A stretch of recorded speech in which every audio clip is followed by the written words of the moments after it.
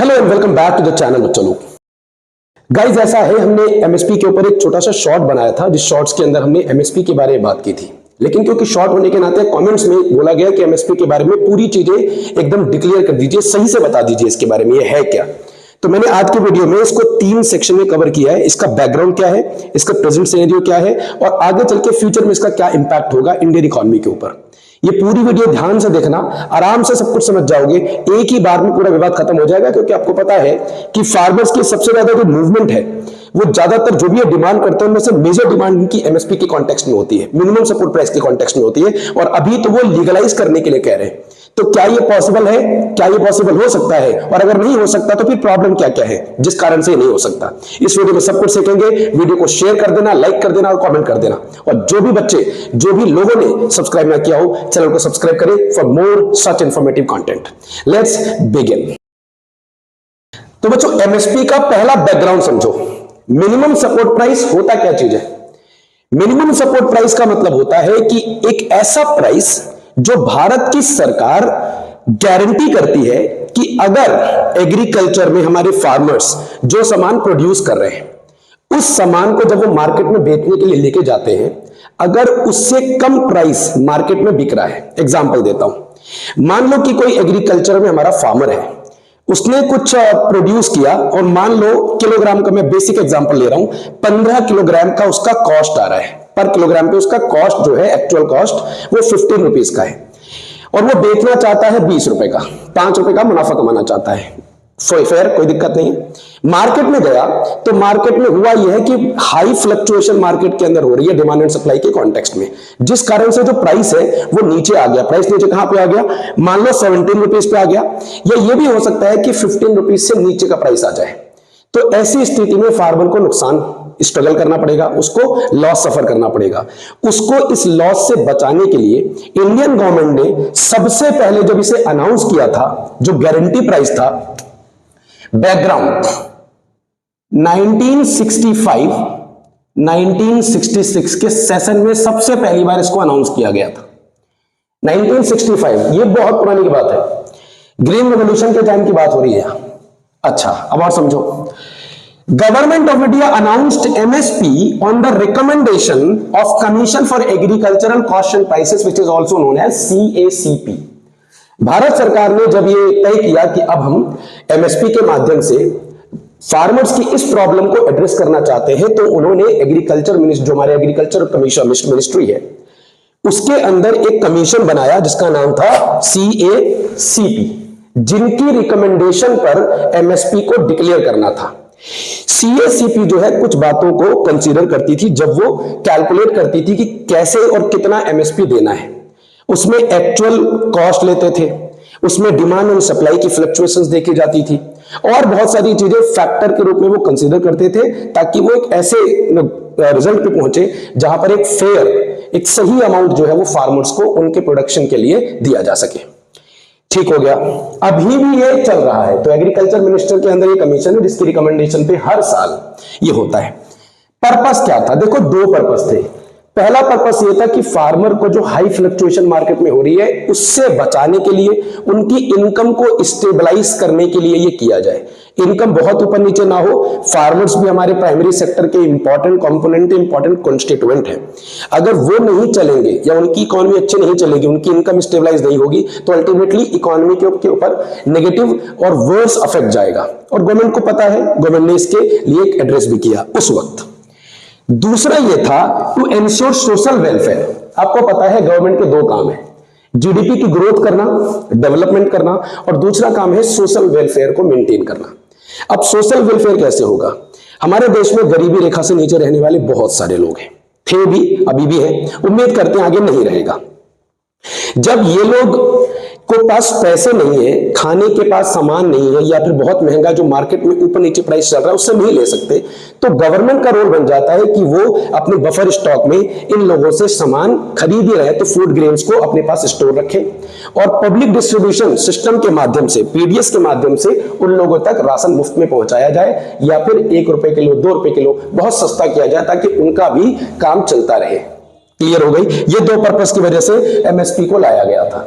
ठीक है। MSP, let me tell you this, MSP कभी लीगल नहीं था। एमएसपी एक गारंटीड प्राइस था जो गवर्नमेंट हर साल जब रबी की क्रॉपिंग स्टार्ट होती है और खरीफ की क्रॉपिंग स्टार्ट होती है, जब दोनों क्रॉपिंग स्टार्ट होती है उस सीजन के सब पहले ही हर साल, एक साल में 2 बार इसको अनाउंस कर देती है गवर्नमेंट कि हम इस वाले क्रॉप के लिए इतना एमएसपी कर रहे हैं। तो हर क्रॉप के लिए ये पहले से ही तय कर देते हैं। अब प्रश्न ये आता है कि कितने क्रॉप्स को कंसीडर किया गया था। 22 क्रॉप्स है, प्रेजेंट में भी 22 क्रॉप्स है, जिसके अंदर ये बाइफरकेशन है, 14 खरीफ की फसलें और 6 रबी की फसलें। इसके अंदर मेज हो सकता है, राइस हो सकता है, इसमें व्हीट हो सकता है, बार्ले हो सकता है। सो ये 14 खरीफों के लिए एमएसपी हर साल जब सीजन स्टार्ट होता है खरीफ का, उससे पहले ही तय हो जाता है कि इसको इतना देंगे। एग्जांपल देता हूं, अगर हम व्हीट की बात करें, विच इज ऑब्वियसली है, तो 2275 पर क्विंटल का प्राइस एमएसपी इस बार तय किया है और 150 ऐड किया है पिछले साल के कंपैरिजन में। ऐड किया मतलब गवर्नमेंट ने इसको एड्रेस किया है, जितना वो कर सकती है, जितना बर्डन वो झेल सकती है वो झेल रही है। ठीक है, इसके बाद देखो 14 तो खरीफ की हो गई, 6 रबी की हो गई, 14 6 20 और 2 कमर्शियल क्रॉप है, चाहे कोपरा की बात कर लो चाहे कॉटन की बात कर लो, इन दोनों के लिए भी व्यवस्था है। शुगर केन का बहुत बड़ा इशू होता है, क्योंकि अगर हम यूपी में चले जाएं या हम हरियाणा की तरफ चले जाएं, बहुत अच्छा गन्ने का होता है, गन्ने का फसल होता है, शुगर केन होता है, तो उसके लिए भी वहां के फार्मर्स को एड्रेस किया गया। उनके लिए एफआरपी की गई, फेयर एंड रेम्यूनरेटिव प्राइसेस भी तय किए गए शुगर केन के लिए, ताकि शुगर केन के जो किसान है, गन्ना उत्पादक जो किसान है, उनकी भी मदद की जा सके, उनके इनकम को स्टेबलाइज किया जा सके। ठीक हो गया। अब अगला प्रश्न यह है कि एमएसपी डिक्लेयर कैसे होती है। देखो, एमएसपी के डिक्लेरेशन के वक्त जब सीएससीपी ने बोला था तो उन्होंने ये कहा था कि जितना भी एक्चुअल कॉस्ट है, फार्मर को जितना एक्चुअल कॉस्ट लग रहा है, उसमें रेंट लग सकता है, उसमें उनका जो एक्सप्लिसिट कॉस्ट है, इम्प्लिसिट कॉस्ट है, सबको ऐड कर दिया जाए, तो जितना भी कॉस्ट बन रहा है उसका 1.5 गुना दे दो, 1.5 गुना दे दो। बात समझ में आ गई? ठीक हो गया, डन। ऐसे ही एमएसपी को जब डिक्लेयर करने की बात आई तो अभी नवंबर 2004 में, ये बहुत इंपॉर्टेंट बात है, नवंबर 2004 में डॉक्टर मनमोहन सिंह की गवर्नमेंट ने नेशनल कमीशन फॉर एग्रीकल्चर बनाया, जिसमें उन्होंने एमएस स्वामीनाथन जी को एक कमेटी बनाने का आदेश दिया और उनको बोला गया कि आप रिपोर्ट पेश करो कि क्या हमें करना चाहिए फार्मर्स के लिए as far as MSP is concern, क्योंकि 1965 में था वो और काफी हद तक करीबन 41 साल हो चुके थे, तो उसमें कुछ चेंजेस करने की जरूरत थी। ठीक हो गया यहां तक। एमएस स्वामीनाथन कोई नॉर्मल इंसान मैं इस कंसिडर में नहीं कहूंगा, क्योंकि उनको फादर ऑफ ग्रीन रिवॉल्यूशन कहा जाता है इंडिया के अंदर। जो हम जानते हैं, बच्चा भी जानता है, HYV जो सीड जो लगाई गई थी ग्रीन रिवॉल्यूशन में, भारत का जो अनाज का स्टोरेज आज के जमाने में आप देखते हो दुनिया में सबसे बढ़िया है, उसमें इनका बहुत बड़ा रोल है। तो स्वामीनाथन जी अभी हमारे भारत रत्न से भी सम्मानित किए गए और बहुत सम्मान करते हैं हम इनका। इन्होंने अपनी रिकमेंडेशन जब दी, रिपोर्ट जब बनाई और गवर्नमेंट को पेश की, तो उन्होंने ये फॉर्मूला रखा, कॉस्ट ऑफ प्रोडक्शन, मतलब जो एक्चुअल कॉस्ट हो रही होगी फार्मर्स को, उसमें 50% का ऐड कर दो। मतलब ये है कि अगर 10 रुपए का सामान बना रहे हैं तो 50% ऐड किया मतलब 15। बात समझ में आई? तो 15 रुपए एमएसपी तय होनी चाहिए। ये स्वामीनाथन जी की रिपोर्ट थी। Let me tell you this, कमाल की बात यह है कि स्वामीनाथन जी की रिपोर्ट को आज तक माना नहीं गया, इनकी रिपोर्ट ही नहीं मानी गई। अपने हिसाब से चीजें की जाती हैं, तो फिर रिकमेंडेशन भी मांगी क्यों, कमीशन बनाई क्यों, कमेटी बनाई क्यों, टाइम खराब क्यों किया? गवर्नमेंट है, ऐसा होता है। उम्मीद करता हूं आगे की गवर्नमेंट इसमें बहुत सीरियस रहेगी। बात इकोनॉमी की होती है तो पॉलिटिक्स ऐड हो जाती है उसमें, तो मैं पॉलिटिक्स के एंगल से ये टॉपिक नहीं आपको समझा रहा हूं, मैं इसमें केवल और केवल इकोनॉमी के एंगल से समझाने की कोशिश कर रहा हूं। ठीक हो गया। इसके बाद आपको समझना है कि प्रेजेंट सिनेरियो क्या है। पंजाब, हरियाणा, उत्तर प्रदेश, लगभग इन 3 राज्यों से किसानों ने फैब के मंथ में दिल्ली चलो प्रोटेस्ट चलाया था।